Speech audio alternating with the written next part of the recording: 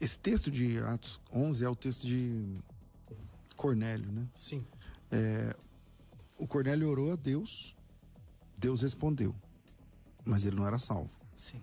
Só que Deus respondeu. Então, esse negócio de que, você não tem esse canal aberto, você não pode, essa fé não é uma fé. Tá, ele tá falando com o Deus da Bíblia. E o Deus da Bíblia respondeu, mandou um anjo na casa dele. E o anjo falou pra ele, manda chamar o Pedro. E manda chamar o Pedro. E ele falou, por que eu tenho que mandar chamar o Pedro? Porque ele vai falar pra você as palavras pelas quais você há de ser salvo. Quer dizer, então, ele tá falando com Deus. Que esses são sinais de regeneração, né? Você tem fé, você fala com Deus, Deus responde, você tem a comunicação com Deus. E aí ele diz assim, mas aí esse texto que o pastor Juvenal apresenta tá dizendo que ele não era salvo. Então, mas como é que a gente entende essa questão? Isso foi muito bom, esse texto, né? Porque, de fato, a impressão que dá se nós pegarmos a partir da oração de Cornélio é que a iniciativa primária foi dele. Entretanto, antes, pelo menos a leitura que eu trago, né? Antes mesmo de Cornélio estar orando ao Senhor, a gente vê que Deus, soberanamente, já estava falando com quem? Com Pedro. Lembra da visão que Pedro teve? Preparando ele. A visão ele vê vários animais e diz assim, come mas não é antes. A gente tem que entender o contexto, porque é só olhar na Bíblia. Esta visão estava o preparando justamente para quê? Para que ele fosse até a casa daquele que ele, em tese, julgaria ser impuro ou indigno, dentro de uma concepção judaica, né, do primeiro século, para receber da mensagem de Deus. Então, por exemplo, nessa leitura, naquilo que nós entendemos ser um contexto, né, imediato ou próximo, aquilo que antecede, a gente vai ver que o próprio Deus já estava preparando a ida de Pedro até a casa de Cornélio. A mesma coisa acontece com Lídia. Se a gente voltar um pouquinho no texto, você vai ver que Paulo em especial estava destinando a sua viagem a um local determinado. Entretanto, o texto diz o quê? Que ele foi impedido pelo Senhor, que pediu que ele atravessasse a outros lugares a fim de que ele pregasse o evangelho. E de forma coincidente ou soberana, ele cai justamente na região onde havia uma mulher que precisava ouvir o evangelho, e o texto diz que o Senhor lhe abriu o entendimento. Né? Mas só para até eu responder a questão de Atos 2:21, se a gente olhar para Atos 2:48, a continuação ou a sequência, né, do relato, da narrativa, a gente vai ver que o texto diz que... Deixa eu abrir aqui. Atos 2? 48, deixa eu ver se é isso mesmo. Não. Desculpa.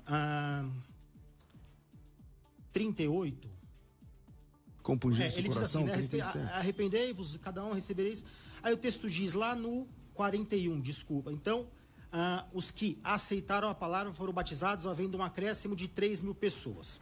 A impressão que nos dá é que a aceitação, porque essa discussão, né, a fé, que promoveu o novo nascimento. Mas um pouquinho mais abaixo, o Senhor, no 48 mesmo, ele diz, enquanto isto, depois que fala que eles perseveravam na doutrina dos apóstolos, no partir do pão, na comunhão, o texto diz, acrescentava-lhes o Senhor dia a dia. 47. Isso, desculpa, 47. Iam sendo salvos. Por que eu trago esta discussão? Lembrando que a ideia aqui, pelo menos da minha parte, não é chancelar o que é correto ou não, ainda que essa seja a proposição do programa.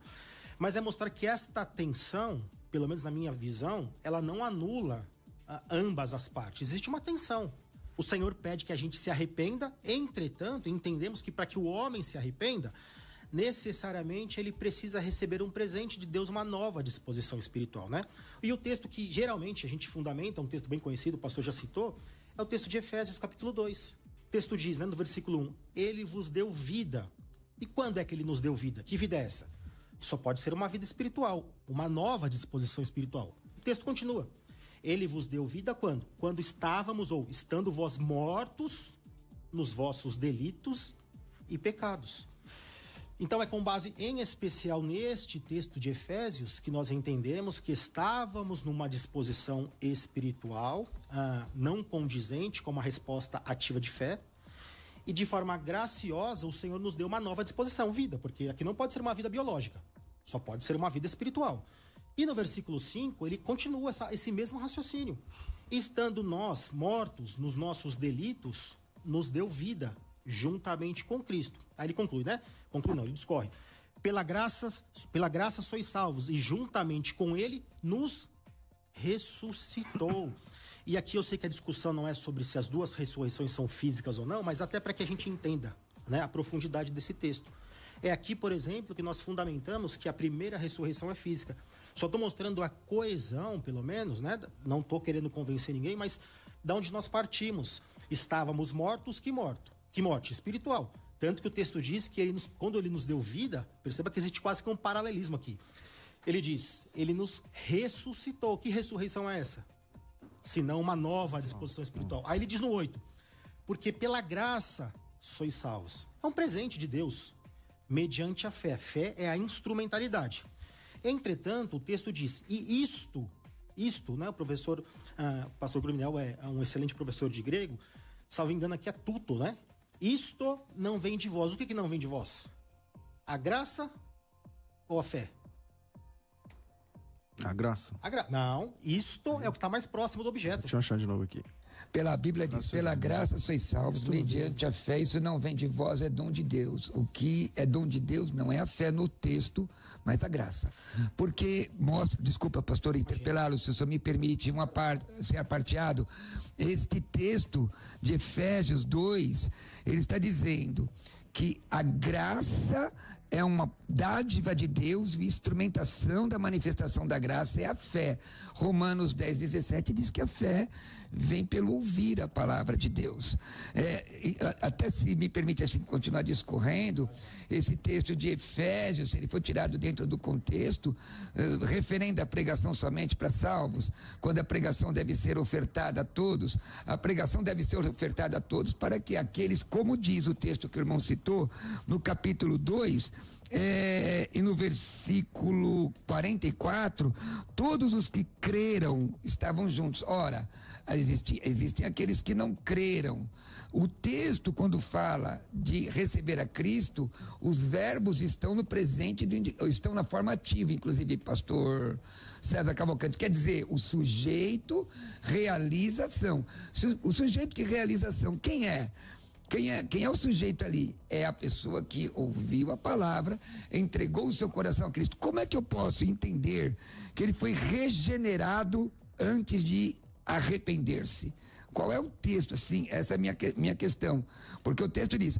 nos textos anteriores. Exatamente, porque a Bíblia diz, arrependei-vos e crede no Evangelho. A Bíblia diz, aquele que invocar o nome do Senhor será salvo. A Bíblia diz, se teu coração você crê, você vai ser salvo. Ora, eu tenho responsabilidade nisso.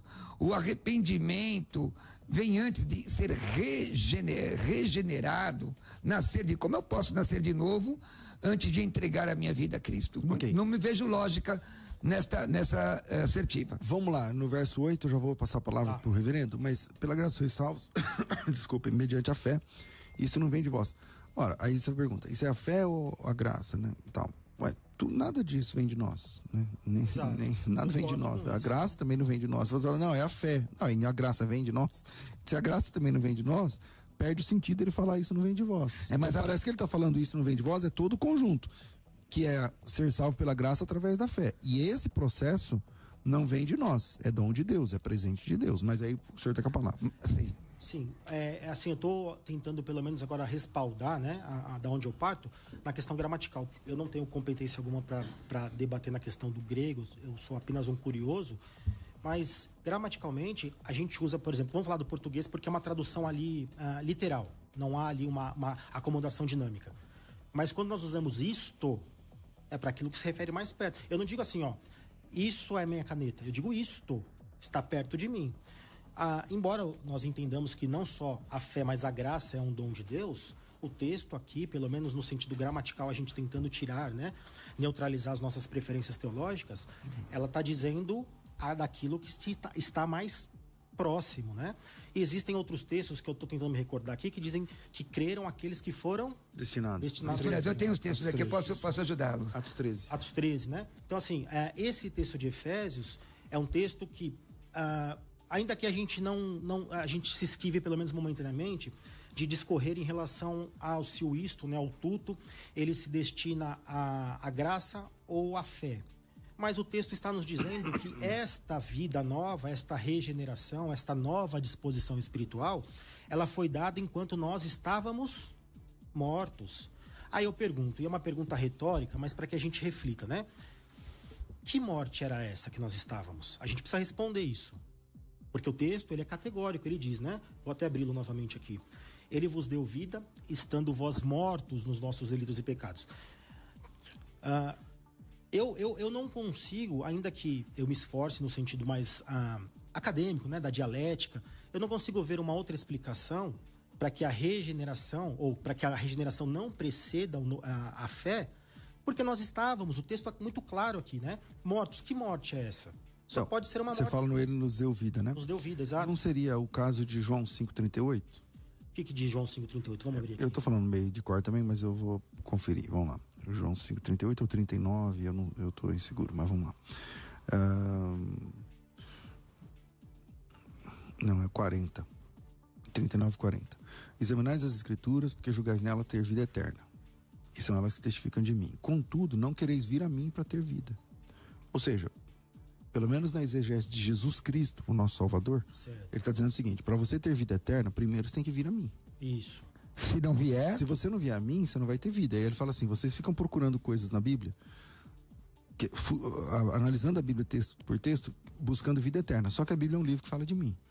E vocês não querem vir a mim para ter vida. Então, nessa teologia de Jesus, não parece que para ter essa vida, a gente está morto no delito e pecado, mas para ter a vida só em Jesus, obviamente. tem que A gente não necessariamente... tem que ir a Jesus, e o ato de ir a Jesus não é a conversão. Sim, mas nesse mesmo texto, nesse mesmo evangelho de João, mesmo autor inclusive, certa vez Jesus está pregando lá um belo de um discurso e perguntam por que os fariseus ou aqueles que o acompanhavam não criam nele. Vocês se lembram qual foi a resposta que Jesus deu aos seus discípulos? Não, de memória não. Que eles não criam por quê? Porque eles não eram ovelhas daquele aprisco. Aqui eu estou parafraseando, né? Ele estava dizendo mais ou menos o seguinte, que eles não criam porque ele não é ovelha, porque as suas ovelhas, eles ouvem a sua voz e o seguem. Então perceba que este aproximar, existe um convite universal. Mas essa frase de Jesus é para os fariseus, né? Isso. Ele estava dizendo para os fariseus. Ele fala para os fariseus: não querem vir a vocês, não querem vir a mim para ter vida. Então, não era verdade. O que